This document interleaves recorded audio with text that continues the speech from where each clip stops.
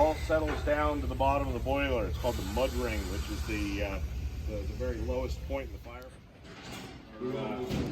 Regular passenger trains today, and this is Ryan. Ryan is the hostler this morning. He's in charge of getting the locomotive ready. He's going to take the next 2 hours to bring the engine up to steam. He's going to do all the lubrication, all the prep work that goes into getting the engine ready. And then at 10 o'clock, he's going to turn the engine over to the engineer and fireman who will actually be operating the locomotive on the trains today. And then Aaron down there is one of our engine house mechanics, and he's just doing a couple of minor repairs and adjustments every day.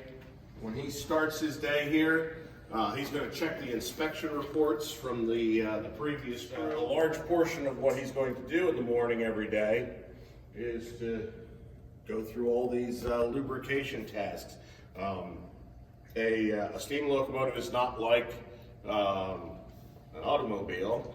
All of the lubrication on the locomotive is what we call a total loss system, where it gets pumped in to the various points where it's needed, and ultimately it ends up squeezing or being exhausted out. It doesn't recycle, it doesn't go back into a pan in the bottom like in your car's engine and then get pumped back through over and over again. It gets used once and then it's gone, which is why we have the regular need here for this these daily lubrication tasks. And then you're going to notice as Ryan's gone through all these tasks here this morning that there are many different types of lubricants that he has to use. Different points on the locomotive require a different oil or a different grease. It's basically, that's what I'm looking for. The least intense mechanical connections on the locomotive here, where some of the higher pressure applications like crank pins, where the connecting rods that transfer the power from the engines actually to the wheels, those are a much higher stress, higher pressure application, and they need different kinds of lubricants. So why don't we cross over all the way down, because what happens when you heat something up, it expands, and then when you cool it down, it contracts, and that's called thermal cycling, where you have this expansion and contraction cycle, and the more you heat it up and cool it down, the harder on the locomotive, and especially the boiler, it is. Because think of a boiler, which is what you see up here, the big cylindrical section here, the back portion. Ryan, I think, is now on his third or fourth type of oil or lubricant going into this. He's putting an oil that's specially designed for air compressors, and it has an extremely high flash point so that the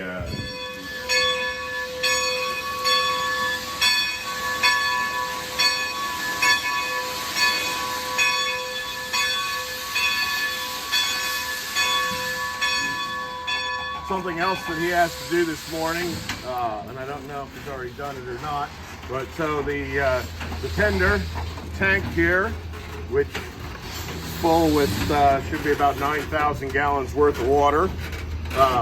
He's going to check and make sure that tank is full at the start of the day, and then in addition to just checking the water level, we'll also put a couple of chemical water treatments into that tank. Where you want it there, Ryan? Where I can get everything if I can. You probably got another almost full revolution back.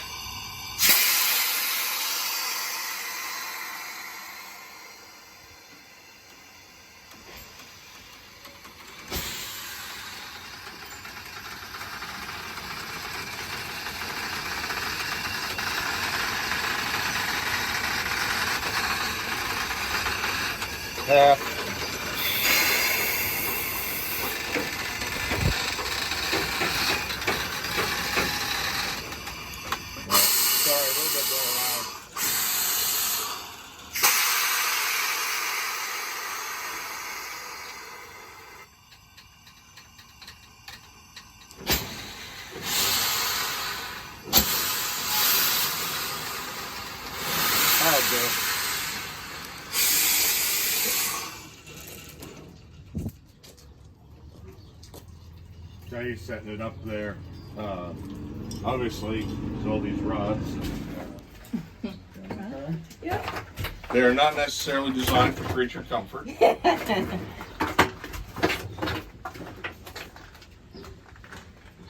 Any more for this round?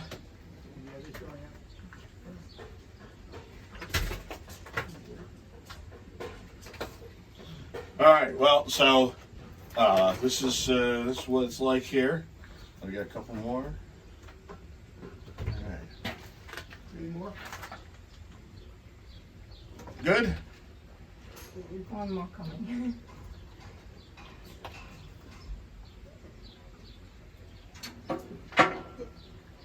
Yeah, that one's not permanently attached. Yeah, that's what I was looking at. So, couple of things you could are pretty obvious here. Steam gauge is the big giant clock face here. That's going to show you what the pressure is inside the boiler. That's just a reading of how much power you have available. You can see right now we're a little bit under drain of air. There's also a manual lever to open up the door, but you can see most of the fire now is ash. That's all burned out from yesterday, and all you have is this little glowing volcano that sits there. And a properly sized bank can burn for 12 to 24 hours without tending. And then when you're ready for it, you come in. These boxes cover up the grate shaker levers, so the fire grates that the fire until the whole area in there is lit and burning brightly. And your pressure determines when you can go. 200, you need 200 before you really start going. No.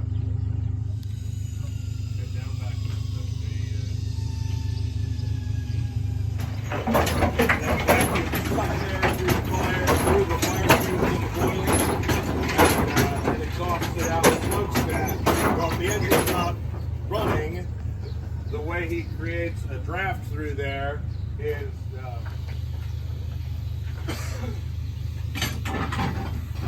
so there are 6 sets of grates in number 90. Unlatch them. They don't rock.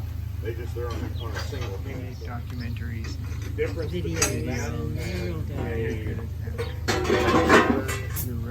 brand new unit. Really Just going to try to get you into the the menagerie. of some of the technologies that.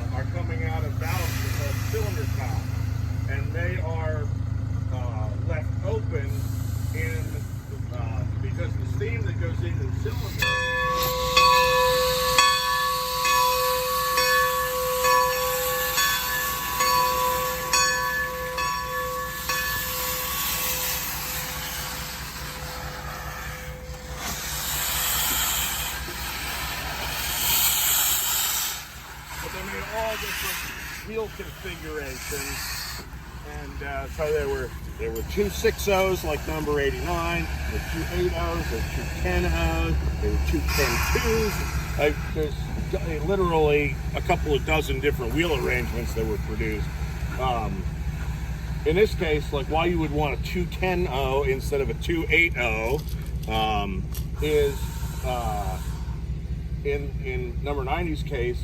The railroad that purchased this engine had relatively light 26 years into the future. There you have a 4-8-4 locomotive, 4 lead wheels, 8 drive wheels, and then 4 wheels on the trailing truck. When you get a day where it's like only 2 or 3 trips the day before, you can get from there. We sub out the castings with all the machine work, all the fixed machine work we do with, and the nozzle machine we do with. Yeah, those nozzles are absolutely fascinating. To be honest with you, how unresponsive water to have under control 20 feet.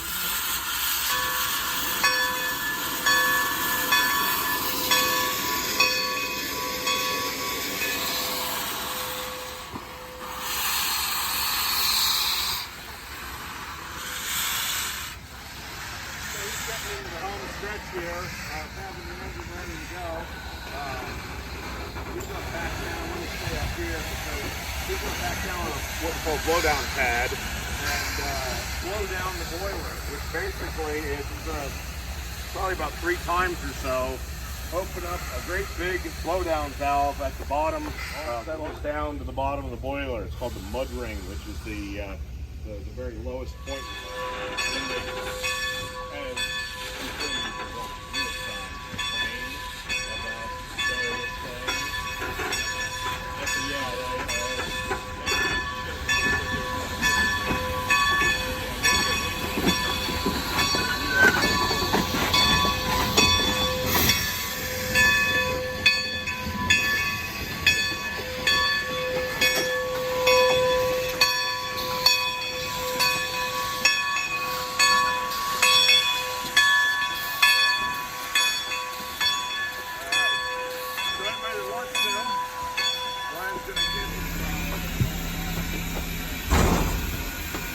This is actually one of the cooler engines. If you're on 475, there's new jacketing in the back edge right against you. It's like, it's a real small cab, so it's like being in a phone booth.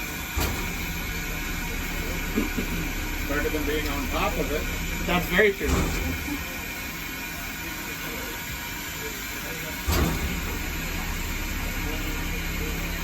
You guys good? Yeah.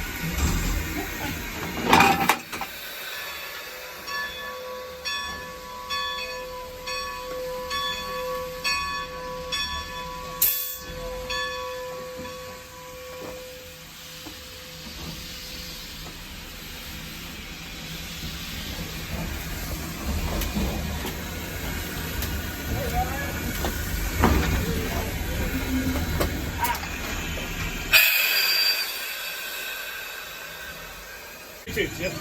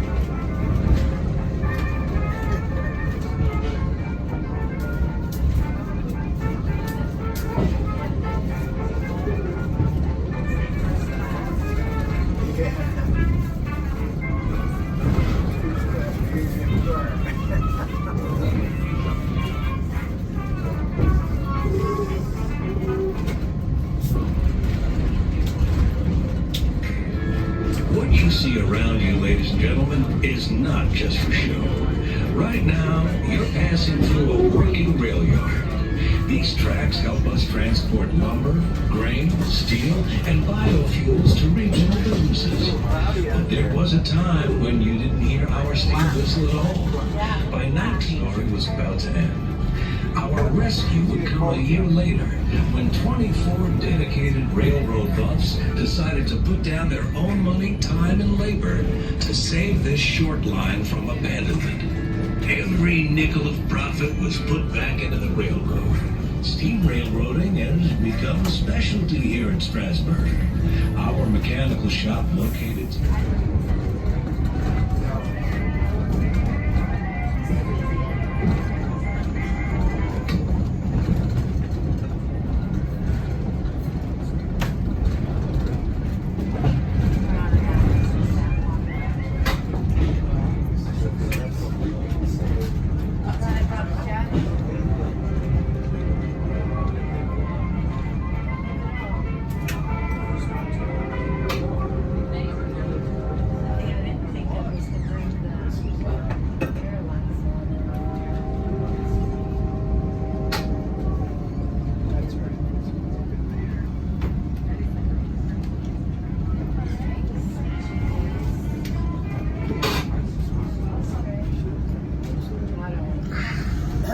Second, 1861, when President-elect Abraham Lincoln made a short stop in Lancaster County on the way to his Washington inauguration.